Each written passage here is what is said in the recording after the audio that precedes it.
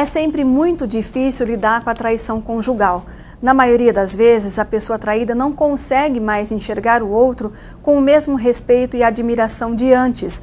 O período que vem logo após uma traição é um período marcado por muita dor e sofrimento. E no meio de toda essa confusão, a pessoa traída não consegue entender por que é que aquilo aconteceu. Mas por que será que o ser humano trai? Para nos dar algumas pistas dessa resposta, o Câmara Entrevista trouxe o psicólogo Clever Munhoz. Clever, eu vou repetir a pergunta. Por que é que o ser humano trai? Boa tarde, Vera. Bom, basicamente a gente tem que ter o cuidado de atender as particularidades de cada situação. Obviamente, cada situação tem uma complexidade que a gente tem que ter muita atenção. Mas de forma geral, a base é simples, é o desejo.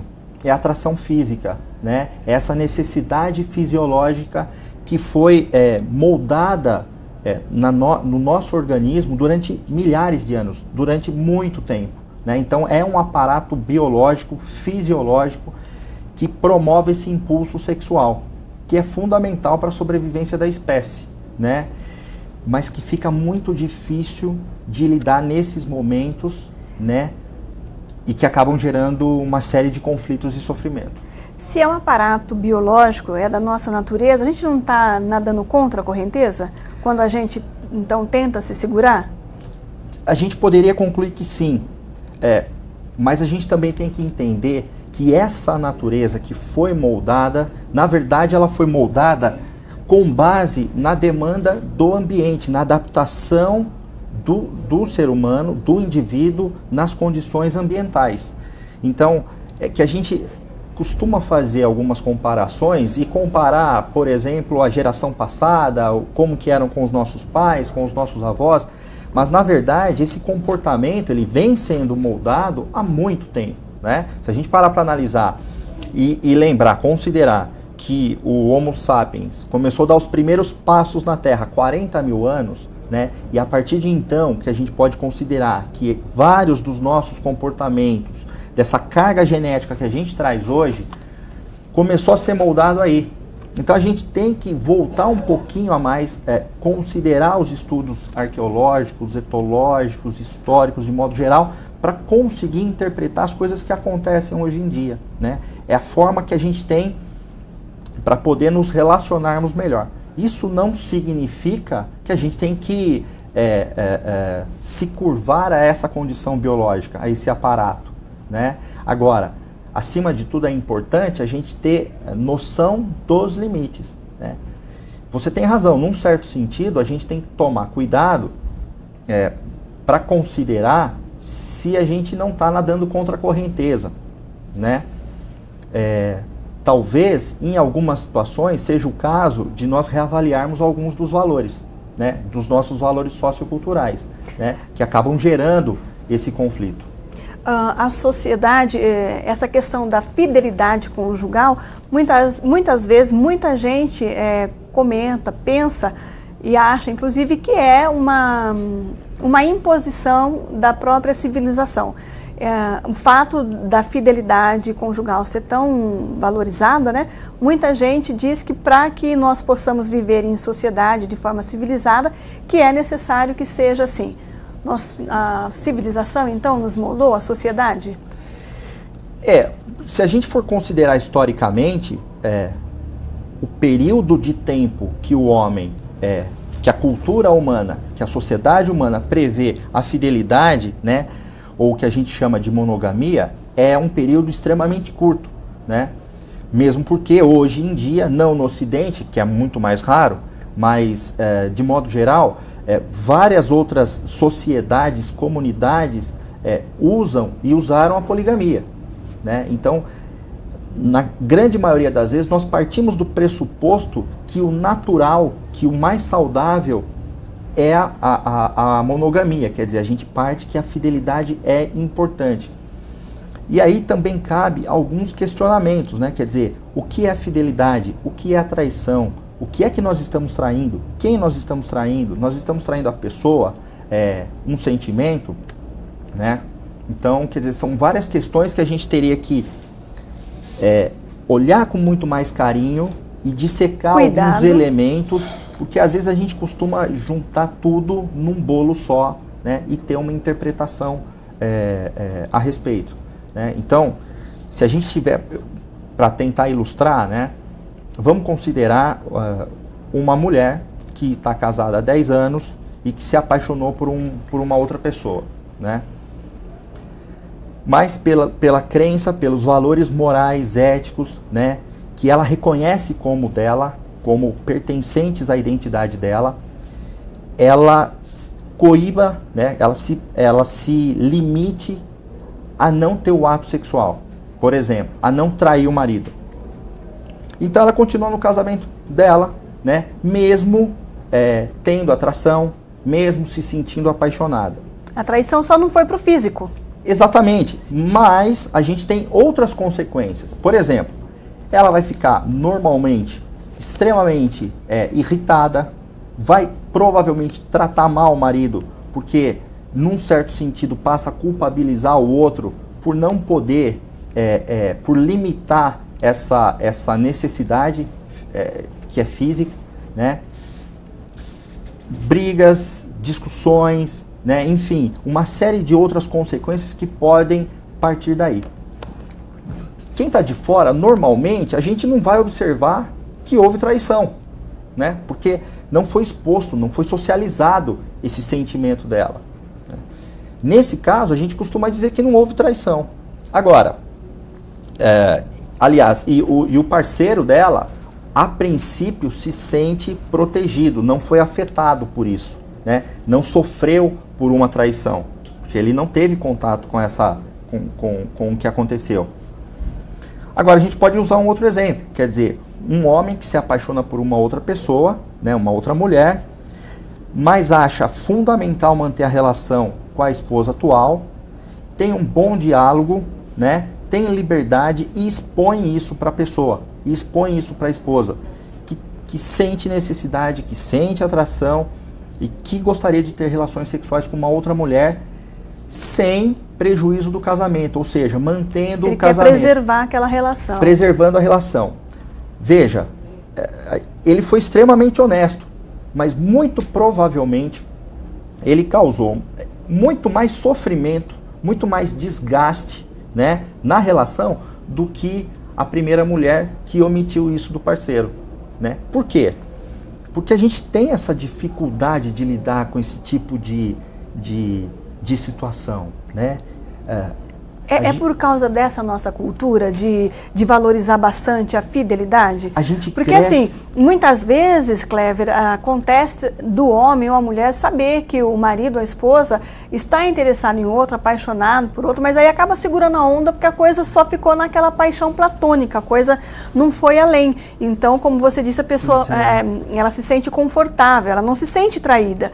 Então, assim, a gente ainda pensa na traição como um envolvimento físico. Isso, mas se a gente parar para analisar, pelo menos para mim me parece um sentimento muito mesquinho, porque no fundo o que garante a relação nesses casos é um contrato social. Por exemplo, o meu marido não vai me deixar porque ele está casado, nós somos casados há 15 anos, temos filhas, temos laços de amizade em comum, temos patrimônio, e não é uma aventura que vai fazer... Quer dizer,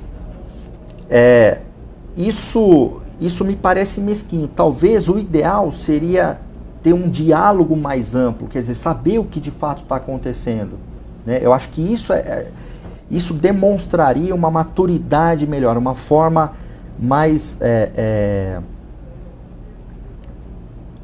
inteligente? Mais nobre? A gente poderia dizer mais proveitosa, mais inteligente, mais adaptativa desse tipo de embate, né? Porque não deixa de ser um embate, né? Por que a gente sofre tanto como, por exemplo, nesse caso em que você disse, se o homem ou o parceiro, a parceira chegar e externavam que está interessado em outra pessoa, mas não quer prejudicar a relação, por que mesmo sendo tão franco, mesmo sendo tão verdadeiro, por que a gente causa tanto estrago? Por que é tão difícil para o outro lidar com essa verdade? O outro chega até a suportar melhor, a desejar uma mentira ou uma omissão do que ter que lidar com isso. Do que ter que enfrentar. Porque, na verdade, a gente cresce achando que num dado momento da nossa existência nós vamos encontrar a tampa da panela, perfeita, a alma gêmea. Então a gente cresce imaginando que existe, que foi fabricado junto conosco, um outro pedacinho, quer dizer, o que vai nos tornar perfeitos, né? E esse tipo de conceito faz com que a gente se desenvolva imaginando que o objeto de amor é único, né? A gente costuma dizer, inclusive, o seguinte: às vezes a pessoa se apaixonou com 17 anos, com 22 anos, com 27 anos e se apaixonou com 30 anos. E normalmente quando as relações acabam, né? Porque acabaram, a gente costuma dizer, bom, se acabou é porque não era amor. Então a gente tem esse fatalismo, quer dizer, olha como uma forma definitiva. E que se nós escolhemos e casamos com uma pessoa, o ideal é que a gente tenha um único objeto de amor. Se essa pessoa diz que tem atração, que sente desejo sexual por outra pessoa, isso significa, nós interpretamos que há alguma rachadura, alguma incompletude na nossa relação, né? Ou seja, se ele tem desejo por outra pessoa, por outra mulher, ele já não tem mais por mim. E, na verdade, na prática, essa situação não é uma situação excludente, né? Quer dizer, não quer dizer que, porque ele tem atração por uma outra pessoa, ele deixou de ter atração pela própria esposa, né? É, de fato, uma situação limitante, porque a gente pode até interpretar, ora, isso são valores culturais, sociais, da nossa civilização, da nossa cultura, mas nós crescemos com isso, faz parte da nossa identidade, e nós reconhecemos como legítimo esse tipo de valor. Então é muito sagrado, difícil, até. Tem a questão religiosa, é muito difícil lidar com isso, né? É muito complicado, não é uma situação simples. Por isso que é fundamental a gente exercitar justamente o contato com os próprios sentimentos, né? E a comunicação. Mas como é que a gente comunica quando a gente diz o que pensa e mesmo assim o outro sofre demais? Pois esse é um limite que a gente também tem que contextualizar. As relações humanas, elas têm mudado muito, né? E dizer que nós estamos num processo de transição, talvez não seja a realidade, porque as relações elas vão se moldando justamente em função da demanda do ambiente, de como as coisas vão acontecendo, e isso é constante, Então é um exercício difícil, que você, como você colocou bem, depende muito do outro, né? Mas é uma situação que eu entendo que a gente teria que, digamos, forçar um pouquinho, tentar olhar para as nossas relações com um pouquinho menos de preconceito. E trazer a verdade. E ter coragem de dizer e ouvir. Exatamente. De dizer e ouvir a verdade. Exatamente. O Câmara Entrevista vai para um rápido intervalo. Daqui a pouquinho nós voltamos e continuamos a conversa com o psicólogo Clever Munhoz. Até daqui a pouquinho. Sai daí não, tá?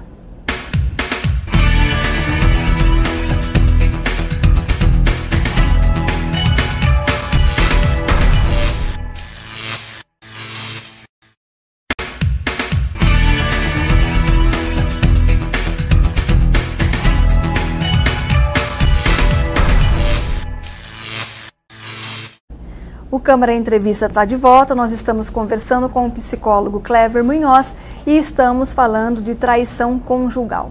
Por que será que o ser humano trai? Clever, o homem primitivo não era monogâmico, ele tinha várias mulheres. Como foi, onde foi, de que forma que nós chegamos a uma sociedade monogâmica? Isso é fundamental, a gente buscar a interpretação, buscar entender como é que foi o início, né? Então, novamente, nos reportando, por exemplo, quando o Homo sapiens, há 30 ou 40 mil anos, quer dizer, a relação sexual, a aproximação, a atração tinha muito a ver com a sobrevivência, né? Era essencial. Era fundamental, quer dizer, e ela sofreu uma adaptação também, né? Em função do meio, né? Então, por exemplo, o ser humano vivia em bandos, né? o homem, de modo geral, o ser humano não sabia nem da relação entre o ato sexual e a gravidez, por exemplo, e a gestação, por exemplo, né? E existia a questão prática de sobrevivência. As mulheres normalmente ficavam em locais mais seguros, eram, digamos, protegidas, porque tinham que cuidar das crianças, né, dar conta da gravidez, e os homens tinham que sair para caçar pequenos animais, recolher restos de outros animais, frutas, enfim, tinha que dar a subsistência para o bando. E era fundamental, porque o risco masculino, quer dizer, a vida era muito, o tempo de vida era muito menor, né? Vivia-se menos. Vivia-se menos. O risco de você ser atacado por um predador, sofrer um acidente ou num embate com um outro bando, por exemplo, era muito grande. Ou passar por períodos de escassez, por exemplo. Então, nesse sentido, ter vários filhos, o máximo possível, era fundamental para a sobrevivência do bando, para tornar o bando mais amplo, mais forte e garantir a sobrevivência, né? Desde que se tivesse condições de alimentação, né, a tendência é de que o máximo de filhos possível, né, para justamente fortalecer o bando. Então aí, quer dizer, e é engraçado, nessa época, certamente, não havia conceitos de fidelidade, conceitos de matrimônio, conceitos de amor, conceitos de paixão, e nem por isso se deixava de fazer... Ética e moral não eram conhecidos. Pois é, né? Mas tinha uma referência prática fundamental. Então, assim, não havia tanta preocupação com exclusividade no sexo, né? Aliás, essa promiscuidade, que a gente poderia dizer, desse momento histórico, foi fundamental para a nossa sobrevivência. Então, e isso não foi, esse comportamento, ele era reforçado, ele foi reforçado por muitos anos, milhares de anos. A gente não está falando de 100, 50, 200 anos, são milhares de anos. E é por isso que o nosso aparato biológico foi adaptado a essa circunstância, né? Então, o que acontece? Hoje, a gente conhece uma pessoa, resolve casar e imagina que, colocando a aliança no dedo, é como se nós acionássemos um dispositivo interno, né, que bloqueasse a nossa atração física por outras pessoas que não a nossa parceira, que não a pessoa que nós escolhemos, né? Mas durante milhares de anos, a atração não podia parar, porque na medida que você tinha a oportunidade de ter relação sexual, você tinha que ter. E não era uma questão racional, quer dizer, é a espécie, né, se sobrepondo ao indivíduo, né? Então, se a gente parar para analisar, por exemplo, a sede e a fome garantem a manutenção do indivíduo. O sexo, a reprodução assexuada, ela é responsável pela sobrevivência da espécie. Então, o desejo, a atração sexual, ela tinha que ser... não era no nível pessoal, ela era biológica. Sim, quer dizer, ela tinha que ter o aparato, porque a atração, quer dizer, os homens não tinham era consciência... Era uma exigência biológica. Claro, porque, veja, ele não tinha nem a noção de que ele teria que ter relações sexuais com uma mulher para ter filhos, né? Ele não tinha essa intenção, ele não tinha como conscientemente, deliberadamente, procurar uma parceira para procriar. Então, nesse sentido, é a espécie, a força da espécie se sobrepondo à força do indivíduo. E isso veio durante muito tempo e foi fundamental para nós. Quer dizer, se a gente parar para analisar, nós somos filhos de antepassados que hoje a gente caracterizaria como promíscuos, né? Como poligâmicos. Isso foi fundamental. E isso a gente pode estender para toda a natureza animal. Quer dizer, é muito difícil você encontrar espécies que são plenamente monogâmicas, ou seja, que tem um único parceiro durante a vida toda. Mesmo no nosso caso, o que há é uma monogamia seriada, ou monogamia em série, né? Você escolhe alguns parceiros, você se relaciona com vários parceiros durante a sua existência, durante a tua vida, como um trabalho de busca, né?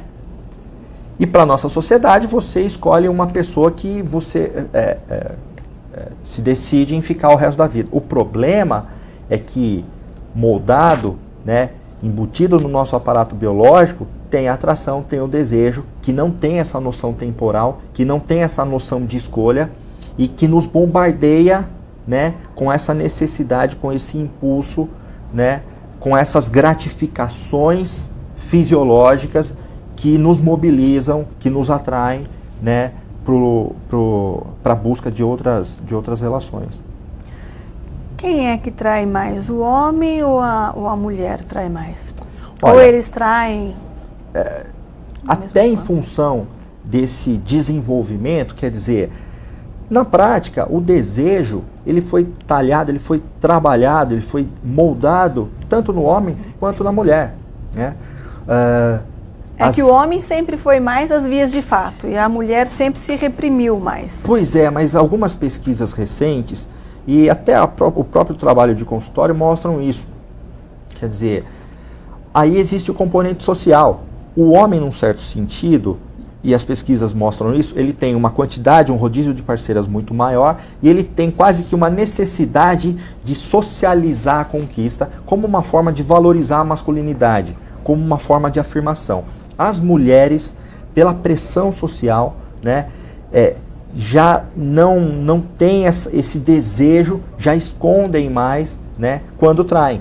Quer dizer, elas têm uma limitação, justamente pela pressão social, de dizer que teve um relacionamento extraconjugal, né? Outra diferença importante também é que as mulheres, mesmo quando traem, buscam um vínculo afetivo mais extenso, né? Quer dizer, o homem já não. O homem já Tem não. Isso, eu vi isso num livro daquele casal Bárbara e Alan Pease, e eles colocam justamente essa colocação. Eles dizem que o homem, para fazer sexo, ele precisa de 15 minutos em um lugar, e a mulher precisa de um motivo, uma razão. Uhum. Mas isso também foi construído historicamente, né? Porque... hoje ela já não precisa mais de razão. Hoje e é importante a gente salientar isso, quer dizer, como eu havia dito, tomar conhecimento de todo esse histórico, né, reconhecer os nossos limites físicos, biológicos, né, não significa que nós tenhamos que sucumbir a eles, né, até porque eles causam sofrimento, né. O que nos cabe é, reconhecendo esses limites, lidar melhor com esses limites. E a gente está passando por momentos de muita alteração, quer dizer, se antigamente as mulheres não deixavam os maridos, porque tinha todo o envolvimento, a criação, a subsistência, né, que antes a gente podia atribuir ao bando, depois algumas comunidades, depois a família, hoje isso já não existe. Então a gente pode, a gente contempla rotineiramente, quer dizer, mulheres que às vezes ficam casadas durante 10 anos, não têm filhos e depois têm filhos sozinhas, né? Quer dizer, e isso é plenamente aceitável e realizável nas nossas condições de hoje em dia. Quer dizer, antigamente não daria para... Era impensável. Era impensável. Era impensável. Clever, nós estamos chegando já no finalzinho, nosso tempo está acabando, mas você vê como passa rápido. Tem muito tanta rápido. Coisa que eu queria perguntar, mas ainda não dá. Fala o seu e-mail para que as pessoas possam entrar em contato com você. Sim. Por favor. clevermunhoz.psicólogo@hotmail.com.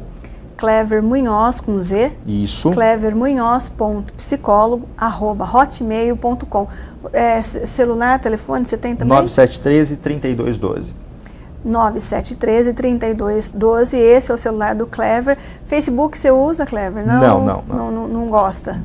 Não dá tempo. Não dá tempo. Não dá tempo. É muita coisa para pensar. Muita coisa, a demanda é absurda. Mas eu agradeço muito a sua participação. Eu que agradeço o convite e a oportunidade, foi um prazer. É muito bom sempre poder conversar, trazer para as pessoas informações que possam ajudar elas viverem melhor, entender melhor o ser humano, porque só assim a gente vai poder viver cada vez melhor, com relacionamentos mais saudáveis, mais fortes inclusive, e baseados em verdades, né? O esclarecimento é fundamental e eu só tenho a agradecer a oportunidade. Obrigado. Eu que agradeço. O Câmara Entrevista de hoje, nós conversamos com Clever Munhoz, nós falamos de traição conjugal. A intenção foi esclarecer as pessoas que estiverem nos assistindo, dar algumas pistas, algum material para que as pessoas possam entender por que é que o ser humano trai. É um momento tão difícil, de muita dor, sofrimento, às vezes solidão, né? É uma situação que às vezes traz vergonha para quem traiu, às vezes o próprio traído. Então é fundamental que a gente entenda como é que isso acontece para que a gente não sofra tanto, ou então para que a gente consiga lidar da melhor forma possível com essa situação. O Câmara Entrevista de hoje fica por aqui, a gente se vê num próximo. Até mais.